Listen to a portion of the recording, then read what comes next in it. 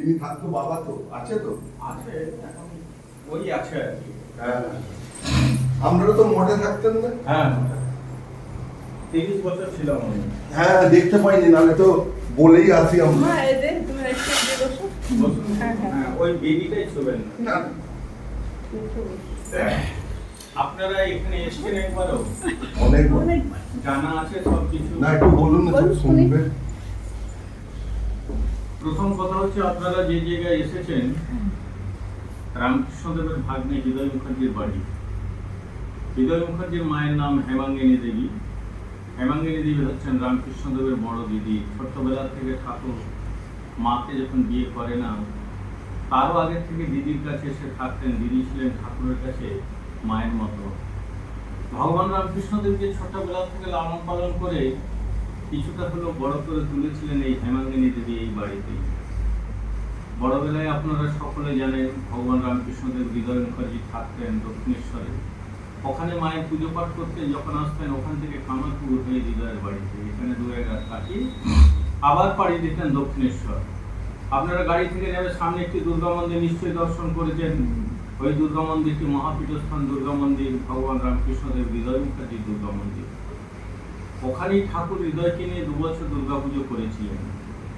3 বছর বেলায় ঠিক দুর্গাপুজোর সময়কালে দক্ষিণেশ্বরে অসুস্থ হয়ে পড়েন ঠাকুর। তার সেবাকার জ্বালাতেন হৃদয় মুখার্জি এবং মা ভবতারিণী মায়েরও সেবাকার জ্বালাতেন হৃদয় মুখার্জি। হৃদয়কে অনেক বুঝিয়ে ঠাকুর 3য় বছর পুজোটার জন্য পাঠিয়েছিলেন। হৃদয় মুখার্জি বলেন, মামা আমি এত মন্ত্রতন্ত্র তো জানি না, ভয় তো লাগছে, কি করে কি করব। ঠাকুর বলছেন যে ঋতু, তুই যতটুকু জানিস সেইটুকুই বলিস না, আর মায়ের পায়ে ফুল বেলপাতা নিবেদন করার সময় অন্তত 2 ফোঁটা চোখে জল ফেলিস। খালি তো দুর্গা পুজো হয়েছে, মামা পুজোটা হয়েছে বলে জানবো কি করে? তখন ঠাকুর ওনার মাথায় পিঠে হাত বুলিয়ে বলছে, তুই চিন্তা করছিস কেন? আমি এখানে পড়ে থাকলেও আমার যে আত্মা ওর সাথে যাবে। তুই আমাকে দেখতে পাবি দুর্গা পুজোর সময়, আর দেখলেই জানবি পুজোটা তোর ঠিক হয়েছে। তো হৃদয় মুখার্জি মামার কথা মতো নিজের বাড়িতে ফিরে আসেন। ষষ্ঠী সপ্তমী ঘট তুলে ঘট স্থাপন করে শুরু করেন দুর্গা পুজো। অষ্টমীতে ব্যাকুল হয়ে কাঁদে হৃদয় মুখার্জি, মামার দেখা পায় না বলে। অষ্টমীর সন্ধি পূজায় সন্ধির যখন আরতি তুলেছেন হৃদয় মুখার্জি চোখের জল ফেলতে ফেলতে, তখন দেখছেন ঠাকুর ধুতি পরে খালি গায়ে গলায় কাপড় জড়িয়ে ওই মন্দিরে ঘুরে ঢুকে দাঁড়িয়ে আছেন। হৃদয় বলতে দিব আমি এসেছি তোর কাছে, ওই সেই ওনাদের মন্দির। এগুলো কথা মিথ্যে তো সব পাবে।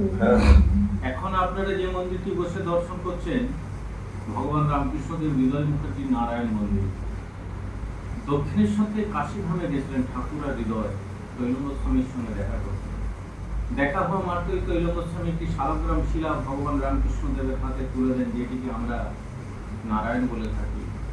ওই শালগ্রাম শিলাটি ঠাকুর নিয়ে এসে হৃদয়ের বাড়িতে প্রতিষ্ঠা করে নাম দিয়েছিলেন শ্রীধর। ওনাকে সকালে স্নান করিয়ে আমি পুজো করি, ওই যে সিংহাসনে আছে দেখতে মন্দির থেকে নেমেই দেখবেন সামনে একটি গ্রিল লাগানো বাড়ি দাঁড়িয়ে আছে। কাল পর্যন্ত রং হয়েছে।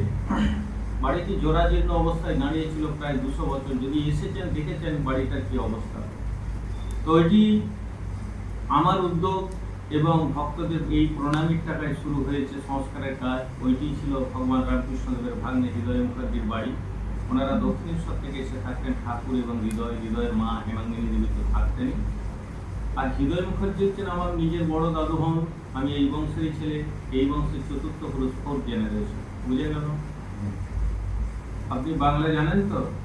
আচ্ছা, আপনি একা এসছেন? আসবে এখানে, আসুন তারপর ডাকুন। হ্যাঁ, ঘটনাটা বলুন। ওনাকে ডেকে নিন, তাহলে আসছে। আপনি চলে আসুন এদিকে, ওনাকে একটু ছাড়ুন তো, এই দিকটাই চলে আসুন, এই দিকটাই বসুন, এখানে বসুন, বসুন এখানে, আরো সরিয়ে আসুন।